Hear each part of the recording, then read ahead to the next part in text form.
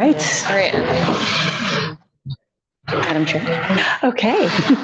I guess. Good afternoon. I'm Julie Briskman, Vice Chair of the Program Advisory Committee. Welcome to our February 19th PAC meeting. I'd like to note that we are starting at 4:42 p.m. The meeting is being streamed live on NBTC's YouTube page. Unfortunately, Chair Palchik could not be with us today, so I'm stepping in to chair the meeting.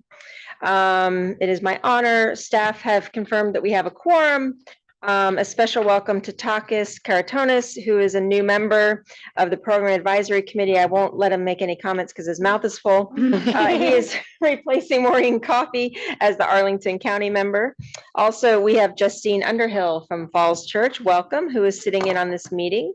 She will become the new Falls Church member of the Program Advisory Committee at the following commission action on our updated committee roster at our March 5th meeting. So welcome to you.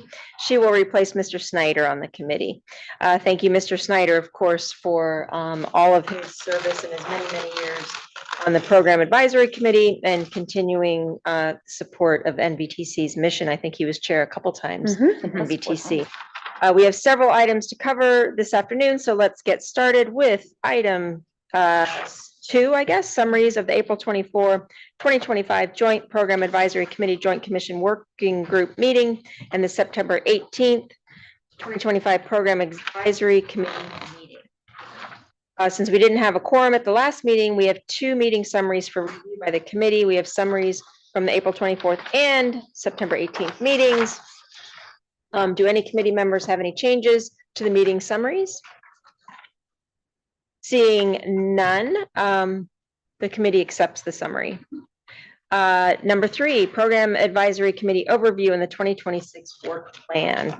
Each year, we like to start with a refresher on committee roles and responsibilities, especially as we have 2 new members. As a reminder, the Program Advisory Committee provides oversight and guidance on the NBTC programs and areas.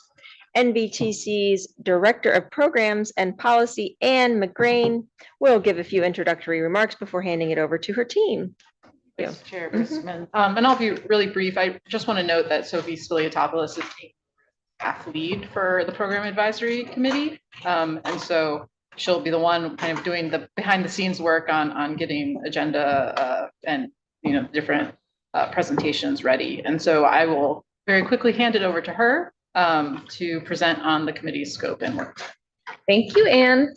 So yeah, I'm going to run through pretty briefly just the PAC's scope and responsibilities, and then we'll talk a little bit about the work plan for the year. But I wanted to start off, and go to the next slide, with just how the PAC works within the commission as a whole. It's within the commission, items are discussed at PAC, and then they get brought up during the chair's report at the commission. And if needed, formal action, of course, is taken for NBTC's programs or studies or projects, whatever's going on. And then, of course, commuter choice approval is needed at the commission level. And I will also note that for I-395 and 95, that program approval is also needed at PRTC. So you'll hear about that as the 395-95 program happens later this fall. And then when we talk about the PAC itself, as the chair said, the PAC is responsible for the oversight of, I just lost my place, the oversight and guidance of NBTC's programs and its work at a staff level. So that includes our programs such as Commuter Choice, Route 7, the Zero Emission Bus Program, fare collection, transit data and analysis, any of the stuff that we are kind of working on day to day. So, and then of course, there's some things happening at the staff level below that, which would be kind of what we're doing to work with, the NBTC staff are working with regional staff, be it WMATA or DRPT or COG, the jurisdictional staff and the agency staff. And that's both in a formal technical advisory groups, working groups kind of way, as well as informally as needed. And so that's just kind of PAC. It's 3 different levels. And then on the next slide, I want to just note what is going to happen this year. So we have 4 scheduled PAC meetings. This one, the February one, I'm going to be the briefest about, which is that we have 2 commuter choice updates and a Route 7 outreach report, which you were about to hear about, so I won't say anything more.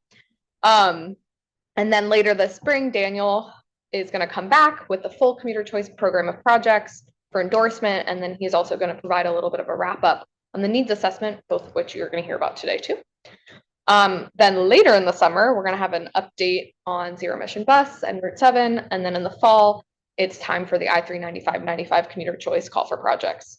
There's also probably going to be a Route 7 update as well as a ridership report of some kind. That's it. Okay. So if there aren't any questions, I'll just hand it back to the vice chair for next. Okay. Thanks. Does anybody have questions? Okay. I'm just, the ridership report, can you refresh my memory, like, do you mind? Oh, yeah, I'm happy to because it's my thing. Oh. Yeah, so we started doing this last year. It's kind of a revamp of something we used to do a while ago, because we had the dashboard. So the dashboard is kind of like this ongoing, the data dashboard is an ongoing way to see what's going on with the transit data in our region, but we decided it would be kind of fun, really, to highlight some of the cool things that are happening, and PAC is a really good platform for that. And so last year we talked about just kind of the growth of ridership. Then that kind of ended up being, I reported out to the PAC as well as we created these like one pagers that then got handed out at the legislative forum. Great. Yeah. Thank you. Yeah, so things like that. So I don't know what it's going to be this year, but it'll just be some kind of update on what transit ridership is looking like, any interesting trends. We just kind of want to set the pace of that. What pays for that? Like that, is that just, That's just us. it's just, yeah. Yeah. There was like other grants or other. No, I mean, we, Network. almost all the work that we're doing here is with the exception of the technical, as I say, commuter choice does have a funding source in the way we do that. A lot of the analytical work that we end up doing is all done in-house. And there's other things that we may, like Route 7, we have an earmark to do some of the planning. But in general, the sort of analysis, ridership, anytime we do sort of policy papers and things like that, those are just mostly done with internal staff talent. Sophie, correct me if I'm wrong, but it's kind of an ideal time of the year because we'll have gotten the full fiscal year's ridership numbers by then. And then it's setting us up really well for any messaging that we want to do. Heading into the. Yeah. For the general. Yeah. public. Yep.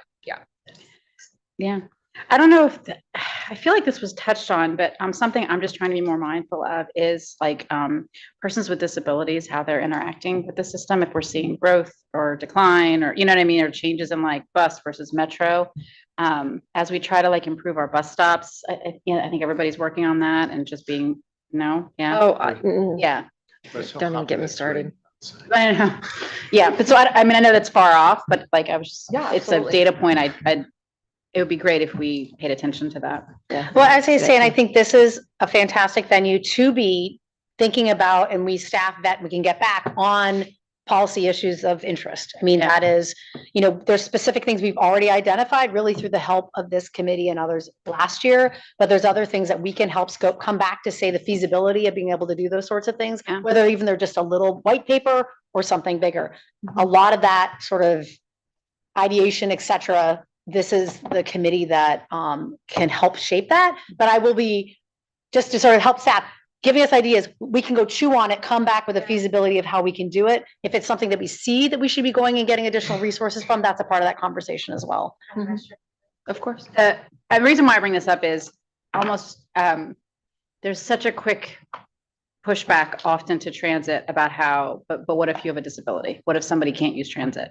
And that's real, but also to what extent could we better facilitate access to, I mean, we're having another bike lane, conversation in Alexandria, and there's a huge element is turning on one ADA accessible parking spot that would be removed and placed somewhere else.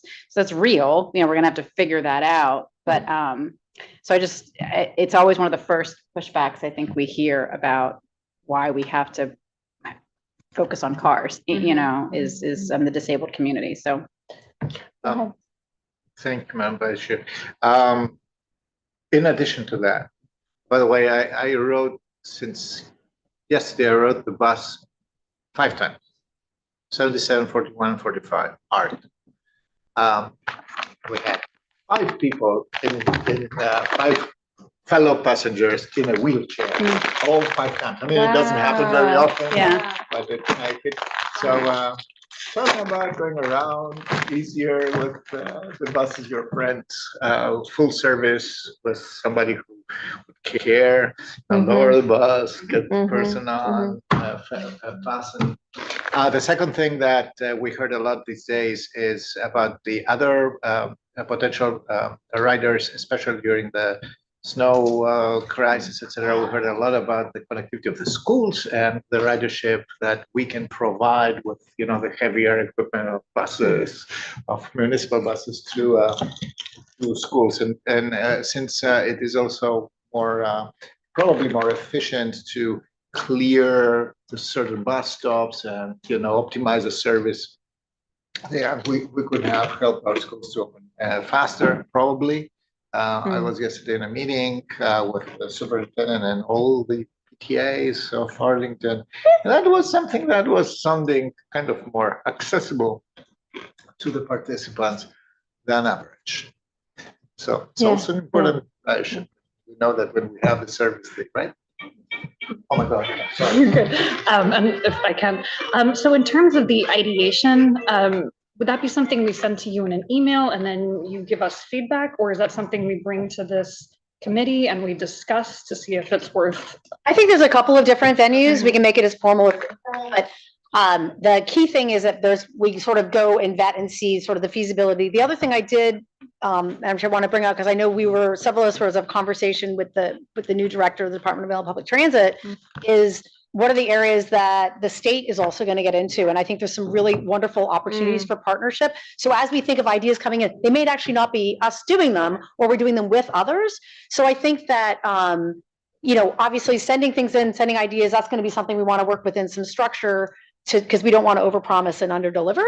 But we do have a framework for which research projects sort of make sense for NVTC to play on. So I think that bringing it through that sort of thought process, not to big surprise, it's very much like what's the things that make sense for NVTC to be doing versus, let's say, a VDOT or somebody else. And likewise, what are the things that we can actually do? Do we need to go and get additional resources? So you are always, as commissioners, always welcome to reach out to me. We can have a conversation and talk through the staff, and we can figure out a formal process within this committee. But this typically is the committee where those white papers and other things, this is usually the place where we vet it. So we're happy to, use the committee however it makes sense. But again, my caution is that there's a lot of fantastic ideas. We want to take a moment, be thoughtful about how we respond and how we can make those happen in a successful way. I do say, getting back to the comment about the state, I think there's some really fantastic opportunities to be partnering with DRPT in this next 4 years. They've reached out to us on that. And so as the new leadership there kind of figures out where they want to go, I think there might be some really great opportunities in how we partner with them. Yeah. So, And one thing I've learned serving on a couple different regional bodies is often the ideas or concepts that we're thinking of may be something that has already been touched on, and maybe there's a report that needs to be refreshed, or maybe there was a report that we're not aware of that was before we were on the commission, that's one of the reasons why we run it by staff first. Okay, Yeah, that's sure. but please do not hesitate to reach out. 100%. There's no questions that are Yeah. stupid questions, especially in this complicated space called transit. Yes, and we know that you guys are very accessible all the time, Try so to we be. really appreciate that. Thank you, Sophie. Okay, so let's move on to number 4, Commuter Choice Program. We will first hear from our Commuter Choice Program Manager, Daniel Nickelbein, who will give us an update on the I-66 program, which will be followed by a presentation on the I-66 Needs Assessment by Daniel and Amy Garbarini from the Department of Rail and Public Transit. Welcome. Excellent. Thank you, Vice Chair Briskman. Quick update on the I-66 Commuter Choice Call for Projects. At your place, you'll see handouts with the list of applications received, as well as the scores of all eligible applications. We received 100 million we had 100 million in available funding. We received 16 applications requesting just under 70 million in funding requested. We then undertook an eligibility review with DRPT in January.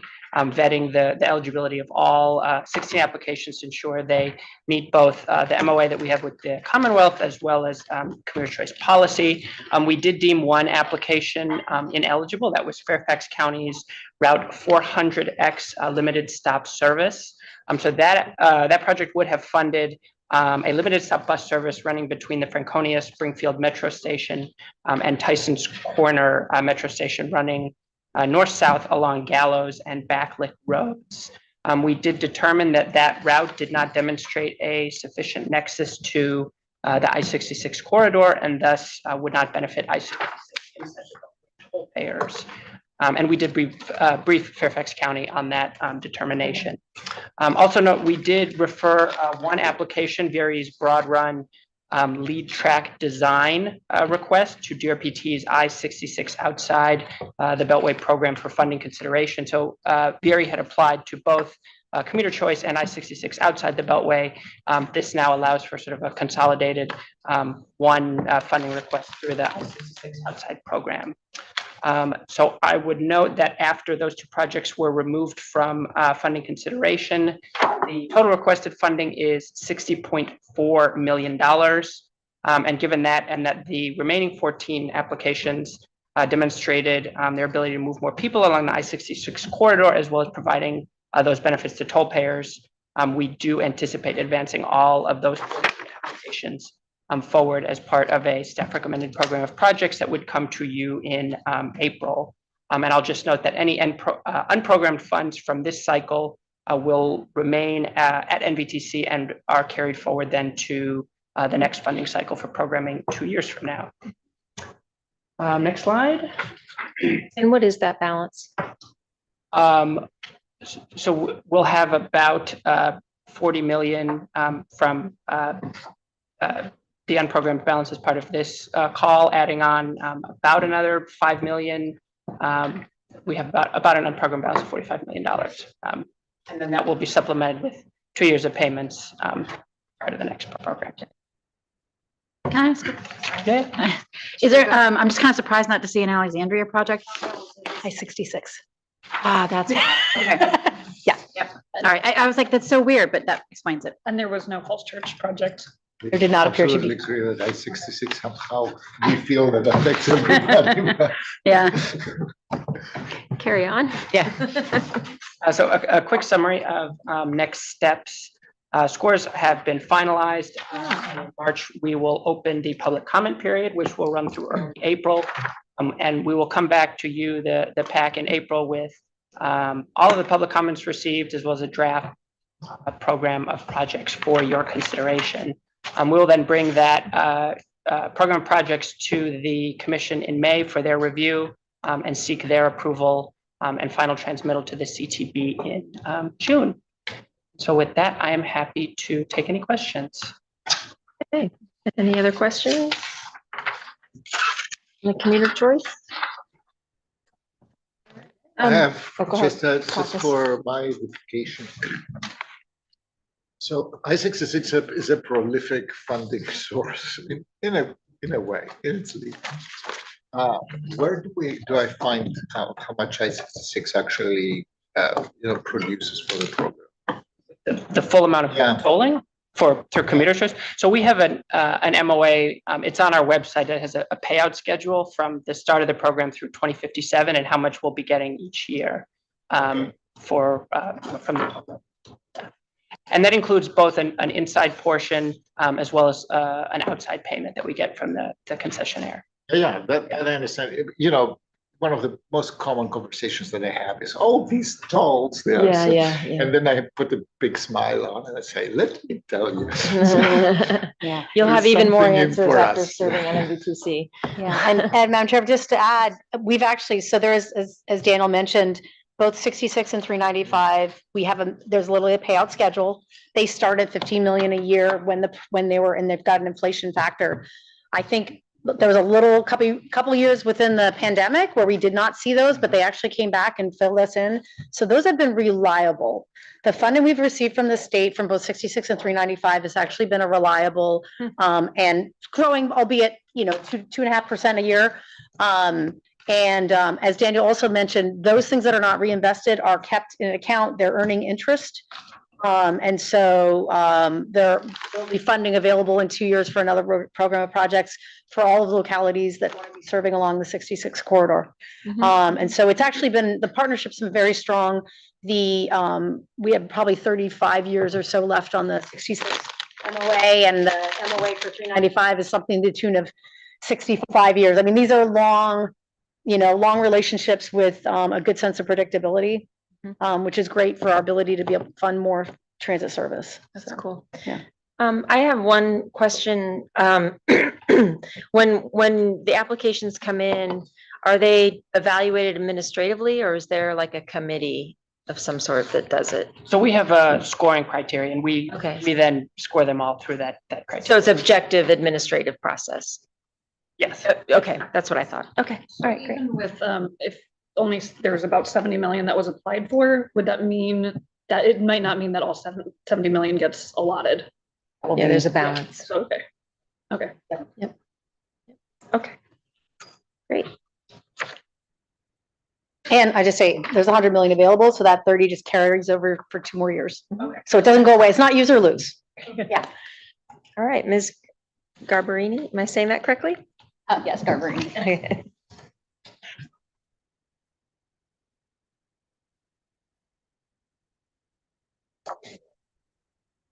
Well, I am, again, Daniel Nickelbaum, Commuter Choice Program Manager with NVTC.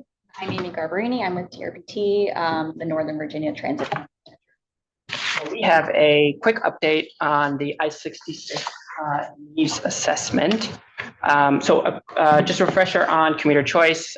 Just talked about we take those toll revenues from I-66 and put them into projects that move more people, provide new and diverse travel options, improve mobility, and enhance safety and reliability.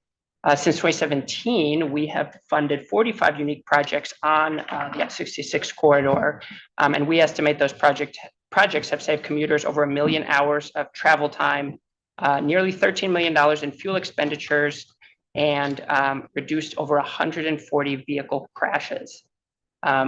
The projects that we funded have included new and enhanced transit service, capital improvements to rail stations, expansions of bike share connecting to transit, and a variety of TDM efforts to encourage transit usage along the corridor. Now I will turn it over to Amy for brief overview of the DRPT program. So DRPT also has an I-66 related funding program, but ours focuses on the outside the Beltway portion of I-66. So that's between Haymarket and I-495 junction in Fairfax County. And our program also differs from MVTC in that it's on an annual basis. So it goes in line with our annual merit cycle, which application period just ended February 1st. But from now until FY 2068, we anticipate and because this program is relatively newer, I don't have as many stats as Daniel does, but we have funded projects from Fairfax County Connector, OmniRide. We've gotten applications this round from VRE as well. And it's basically, just purchasing buses and also rail and operating service for commuter buses. So a quick overview of why we're doing this study. So the I-66 corridor was last studied, the inside the Beltway portion was last studied in 2016. The outside the Beltway portion was studied in 2020. So we're looking to refresh all of the data and assumptions that were as part of that study. We've also seen travel patterns along the I-66 corridor change pretty significantly during the pandemic and post-pandemic. And so really wanted to capture what those new travel patterns of this study. I'll also note that Commuter Choice and the I-66 outside the Beltway program have many years of funding remaining, and so we want to identify both short and long-term projects that are good fits for both programs. And then I'd also note, as you heard on the update on the call for projects, post-pandemic I-66 Commuter Choice has been undersubscribed, and so we want to work with jurisdictions, transit operators, to ensure that there's robust demand for that funding now and into the future.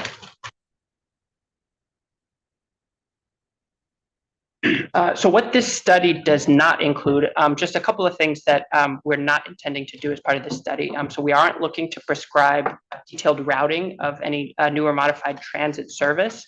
As part of the existing and future conditions analysis, we did look at promising origins and destinations that could be served by either new or enhanced transit service, but we do leave it up to our transit operators, our jurisdictional partners, to identify how to best meet that demand.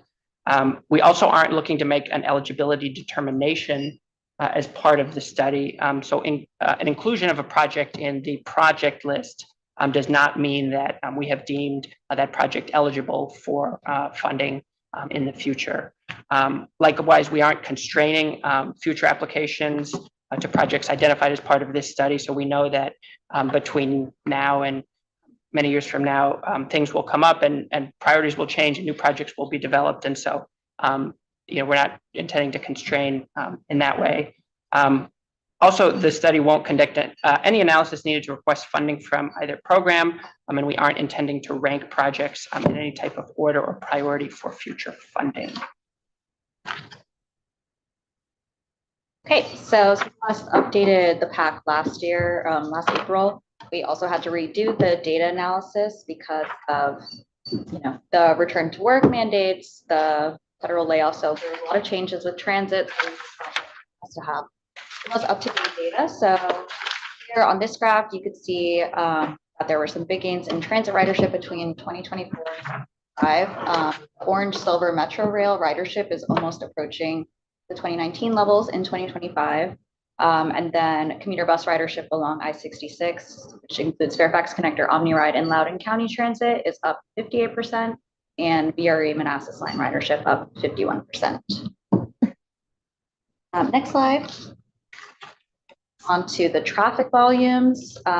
So for traffic volumes inside the Beltway have returned to those pre-pandemic levels, but there is a much lower HOV share. So pre-pandemic, that HOV market was about 50% HOV, and now we're looking at 28% in 2024.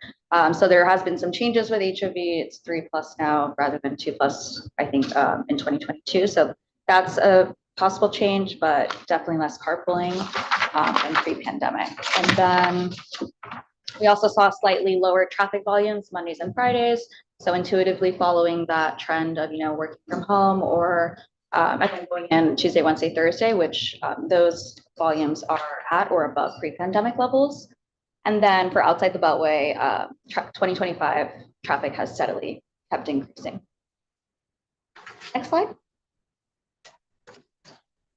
So as part of the study, we did a review of existing plans and studies, and then we also met with each of the jurisdictions and our possible grantees to develop this pipeline of projects that could be funded through either program. So that looked at transit strategic plans, capital improvement programs, corridor studies, long-range plans, things of that nature. So this is, we have kind of our final project list. So 90 projects identified, totaling $16.3 billion. And this kind of shows how we split the projects. There's the two categories, or capital and operating. Capital is split into minor, major, capital. So those minor capital projects, less than $5 million, major capital, $5 to $100 million, and then mega capital projects, those more than $100 million.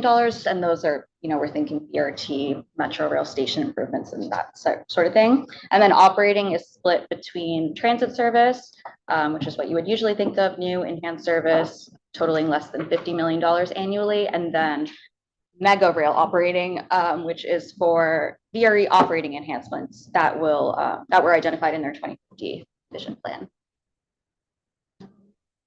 And then next slide. So here's some additional context, and we have some example projects identified here for our minor capital project example, which is the less than $5 million project.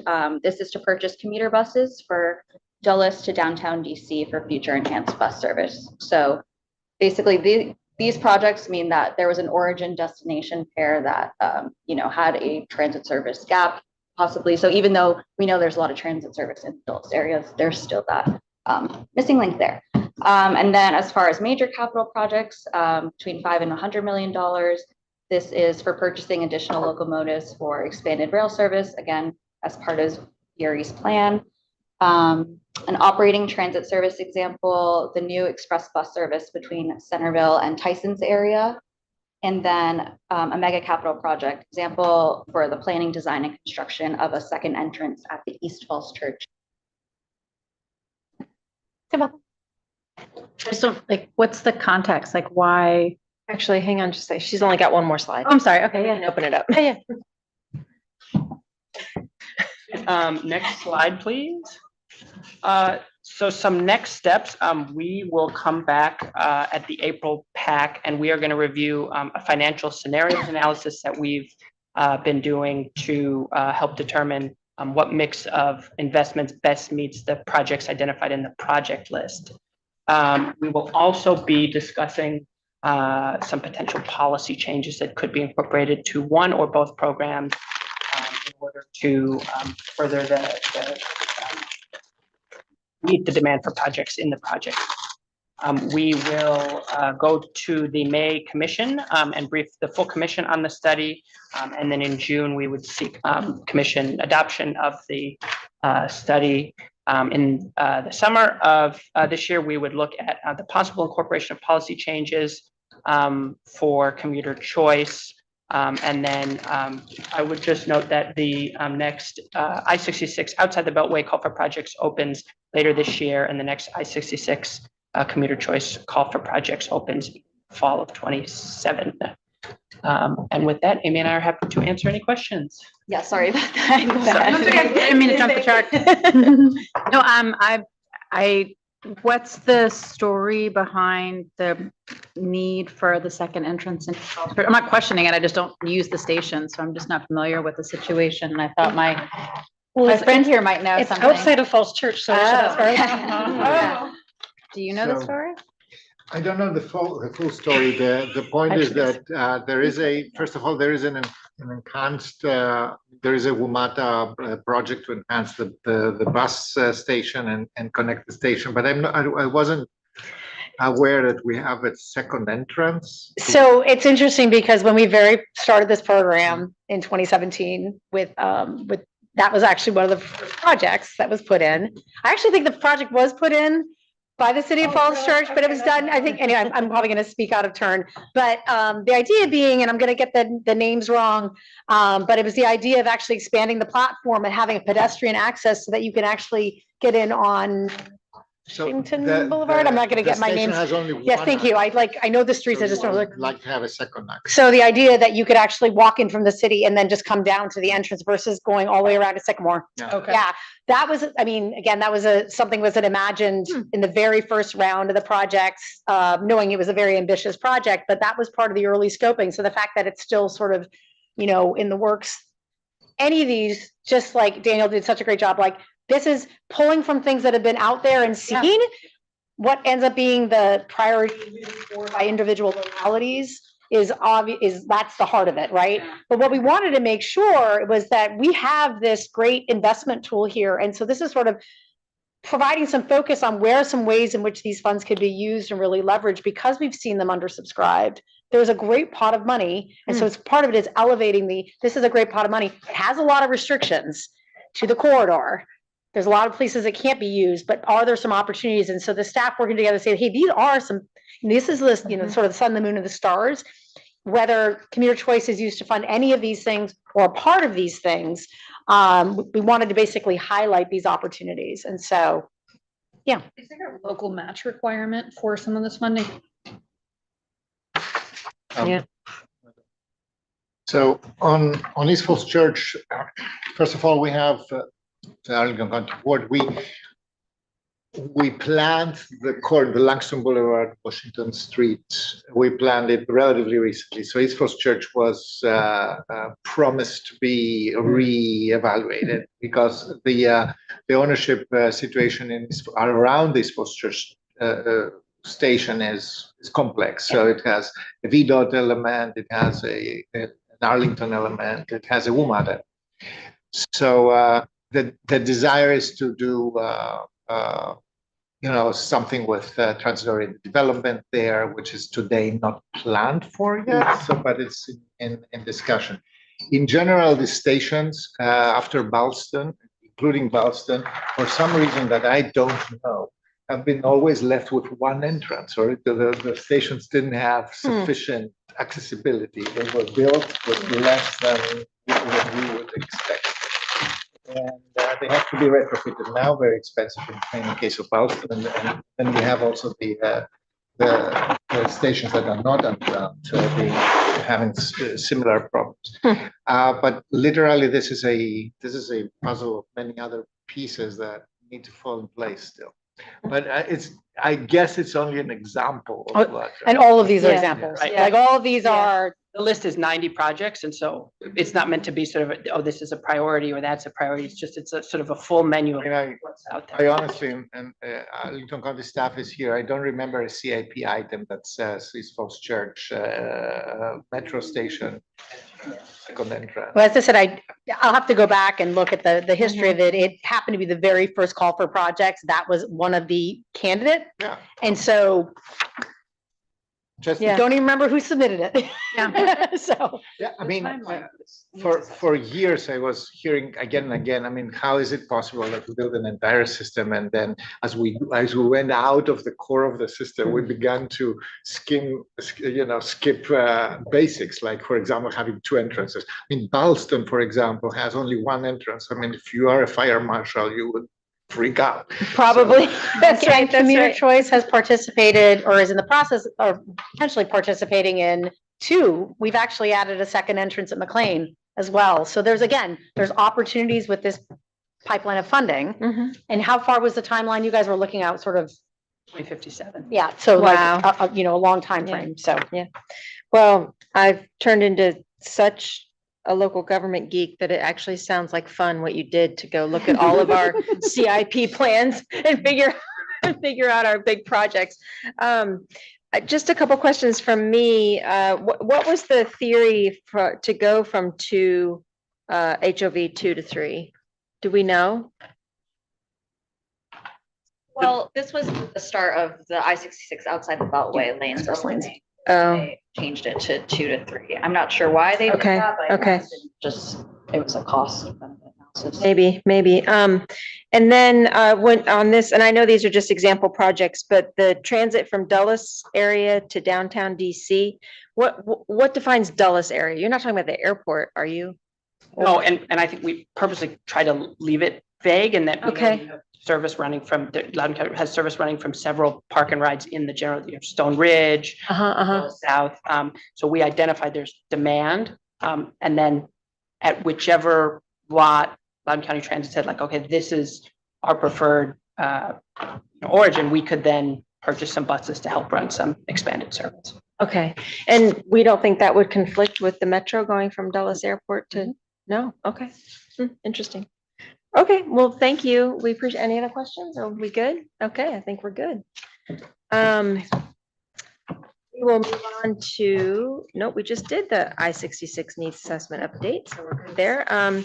Item, Envision Route 7 BRT update, please. Now we'll turn our attention to that project with Vikram Sinha. Did I say that okay? So Vikram is. Vikram out Sinha, yeah, on you're. paternity leave, so. Oh, okay. So, well, if I keep reading, maybe NVTCC It's all right. is currently on paternity leave, so, so we have Director of Strategic Communications, Sarah Godfrey, here to give us an update, which will focus on our outreach efforts for Route 7. Vice Chair Briskman, excited to talk about Envision Route 7 outreach.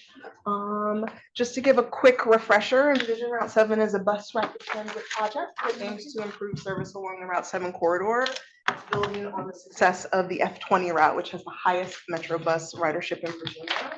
We've reached the halfway point of this project, which is really exciting. The current phase is 4-2, which is the area from Southern Tower Work Center to Seven Corners. There are two community outreach stages for this phase of the project. In fall 2025, it was our building understanding phase when we went out to the community, asked them what they want to see from this project and along this route. And then in spring 2026, we'll go back out to the community and share results. So I'm going to talk a little bit about. Okay. We had three main goals for outreach. The first was to increase awareness of the project and bus rapid transit in general. We wanted to talk to people about BRT, tell them what it is, what the benefits are for them. We also wanted to collect feedback from riders and other stakeholders in, again, that Southern Towers, Mark Center to Seven Corners area. Again, wanting to really find out how people are using transit along that corridor and what they want to see in the future. And then the third one is we just really wanted to build excitement for this project and get buy-in.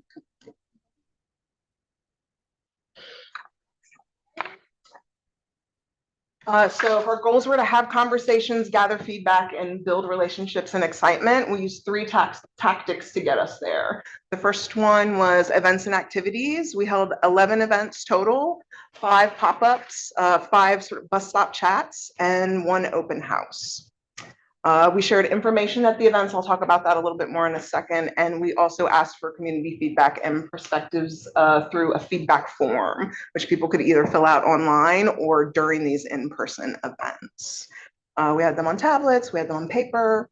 We had total about 1,200 interactions with the community. So that's people who filled out the form, conversations, took literature. I don't say 1,200 people because maybe someone had a conversation and filled out the form. So it's really 1,200 different touches with the community.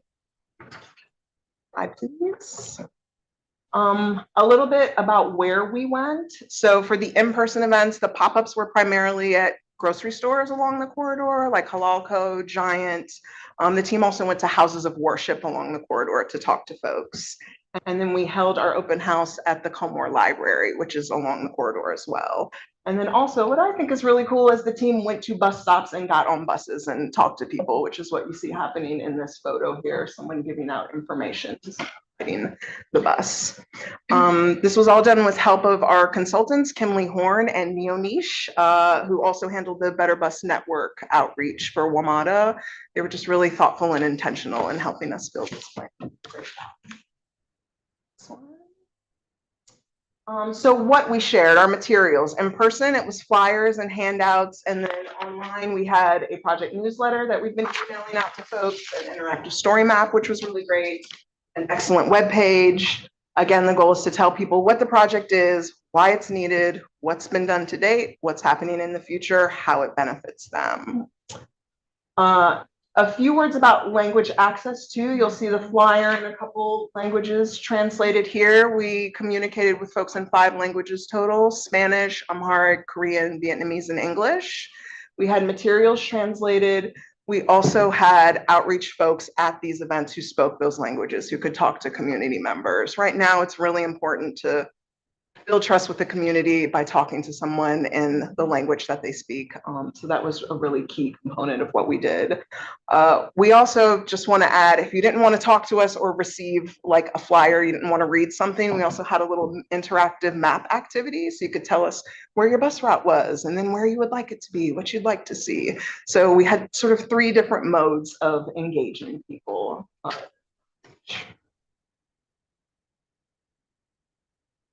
We also shared giveaways, if you will indulge me with some props. We did have swag. Wow. We wanted to be really intentional about the swag. We had these bags that folks could put their material in. We had little lens cloths for people if they wanted to wipe their glasses. We had pens for taking the paper form. We had hand sanitizer if you touched our tablets and then wanted to clean your hands. And if you had a child with you and needed to distract them while you talked to us, we had these little like popper toys. Oh, I said it looked like birth control.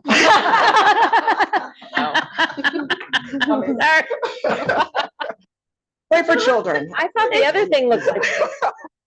I thought the other thing looked like. Yeah, sorry, I don't know what's wrong with us. No, I love that it was wrong. Normalize, about, you know. Can I play with that? What is Yes, please, All please, yours. by all means. It's fun. Apparently, this distracts kids. Oh my for God, that 5 is. to 10 minutes. Yeah. Kids with ADHD, that's like a Therapeutic. game changer. So the data stuff, what we heard from the feedback forms, the overwhelming majority of people who responded, who filled out the feedback form were actual bus riders. And most of them, 70%, were bus riders on Route 7, which is great. F20 was the most used line among the respondents. Most of the responses came from people along the project corridor. The zip code with the most responses was 22311, which is West Oh, Alexandria. Most folks said they rode the bus at least twice a week. Work and home were the most popular destinations. Also, it's not on the slide, but wanted to mention about 40% of the riders who filled out the form said that they transferred to another bus. And then 35% transferred to Metro, which speaks to the fact that it's an important transit corridor. As you'll see, 64% were satisfied or very satisfied with bus service, which is great. When asked for room for improvement, the three things cited most often: frequency, bus priority, basically tools that let the bus skip traffic, and then extended hours of operation. Slide, please. I also just wanted to share a couple of quotes. These two quotes are from riders who were at our open house event. They were interviewed by ABC7, who came and covered the event. We got a lot of great data from the feedback form, but we also got like really good qualitative data from just talking to people. So I won't read these, but you can read them. Both of these riders said that they felt that Envision Route 7 would not only improve service along the route, but really improve quality of life of folks who use that bus. We also got comments from the forum, like people, gave us information and then like had a comment field as well. Some common themes that came up were affordability, accessibility, which we talked about earlier, and efficiency were things that folks wanted to see from the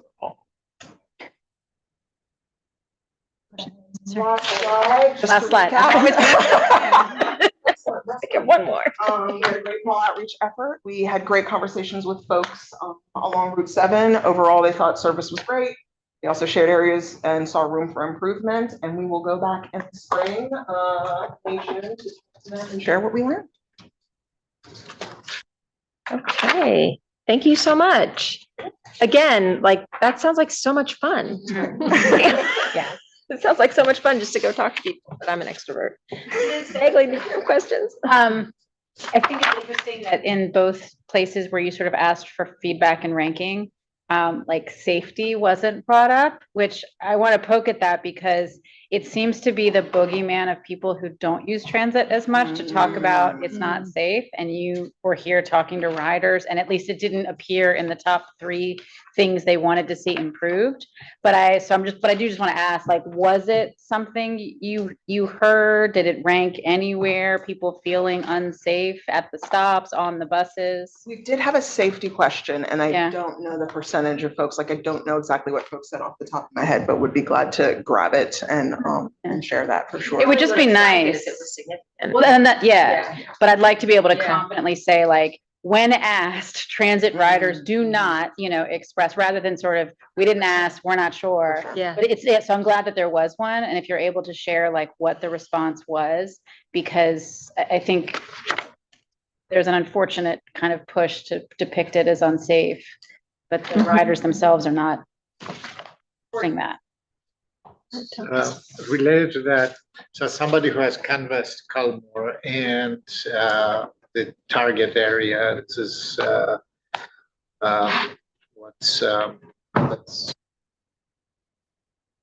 that's when Route 7 gets after Beauregard, so traveling northwest.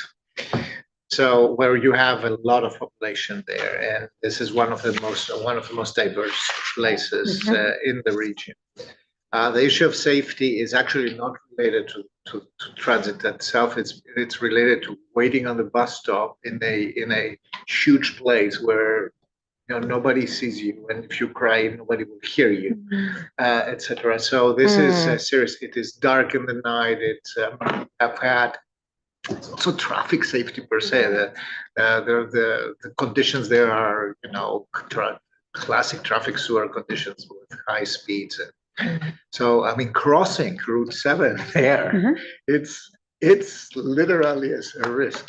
So there is a lot of qualitative data. I hope that you heard a little bit of that. I mean, for example, when we talk about BRT, we're not only talking about fast, reliable bus service that has priority, etc. We also talk about, far better transit stops Mhm. and, you know, lit places with actual people.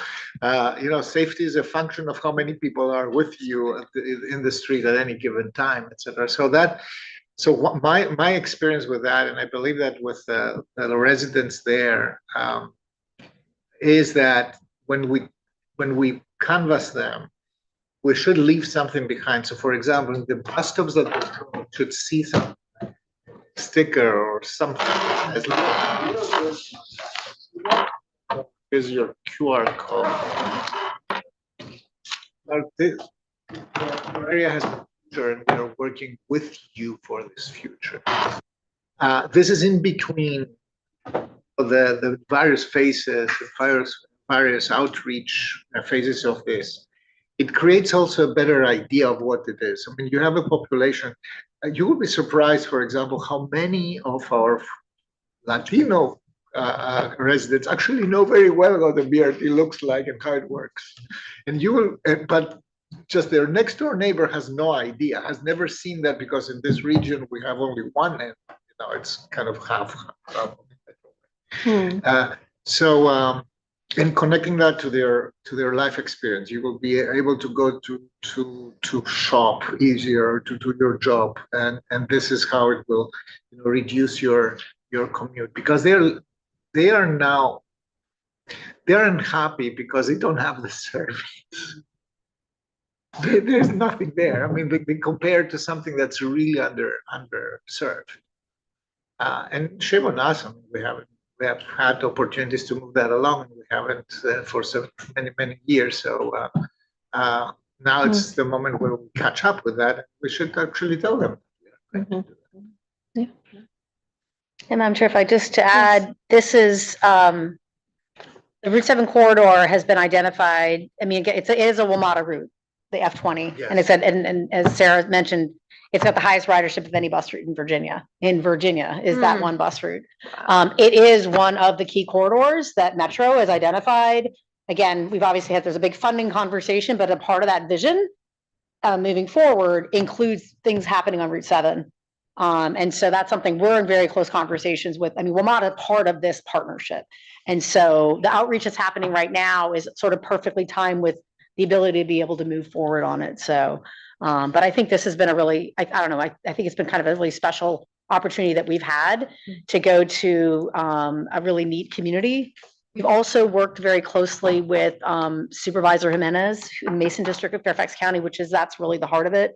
And so he's a big part of a champion for that, just like we have other champions along the corridor for this. So Yeah. I see very promising steps in this moving forward. Is there a time when there's going to be sort of a big report coming out of all the public outreach, or? We haven't talked about a big outreach report per se. We do have a newsletter, so we're sending out quarterly sort of updates on what's happening with the project and the outreach efforts. The The this project phase. itself, though, we're in phase 4.2 right now, and that will have a report. Oh, okay. And so the outreach component, I would imagine, is part of that. It will be part of it. Okay, great. So there'll be more data in another report that sort of summarizes everything that we gathered during the public outreach. Yes. That's great. And I'll just align myself with you, Mr. Karatonis, and ahead of our transit summit, I went and rode a bunch of routes just out in Loudoun County, and we're behind on so many things. I mean, we now have a project that we're working our way through to make all of our bus stops ADA compliant. Like, we're not even there yet, but I rode several of our routes in preparation for that, and it was like I have worried about our bus stops not having shelters at all, lighting and all that. But on my way home, it got dark. And as it got dark on my way home, it experienced exactly what you're talking about. It's like we were shooting down this road and there's a dark bus stop. I mean, if the bus driver didn't know the bus stop was there, I don't know how anybody would have, you know what I mean? It was just a little white sign. And I wouldn't have felt safe standing out there at any point in time. And then there's several of those in my district as well. When I got off the bus in my district by a shopping center, and it was pitch black, like literally pitch black, even though I know there's a shopping center over there. So I mean, we have a long way to go, but yeah, I'm looking forward to, I get a little green talking about this, but I know that Loudoun County's not quite there with any bus rapid transit on Route 7. So thank you so much. Just a One little more addition. question? What Ms. Matai said, that the model route is very, very well written, so this is true. But if we look at the demographics of this corridor, this is huge. I mean, I don't know how many, I mean, it would be very helpful for elected officials and for the commission to preface all this by saying, you know something, folks? There are 40,000 people served by this, or 50 or 60. Yep. Yes, absolutely. Uh, Yeah. right? Yeah. Because if I tell you, oh, this is the best performing Kumada route ever, and I will tell you, yeah, but it's also a population that is colossal. And, and you know, this is not nearly something. And this is why we are talking about BRT. This is the scale that should be. Oh, thank you. Well, I think we are about to get kicked out. So unless we have any other business before PAC or any other final questions, I will thank everyone for joining us this evening and for all the great information. And our next meeting is scheduled for April 16th at 4:30 right here again. And with no further business, we are adjourned.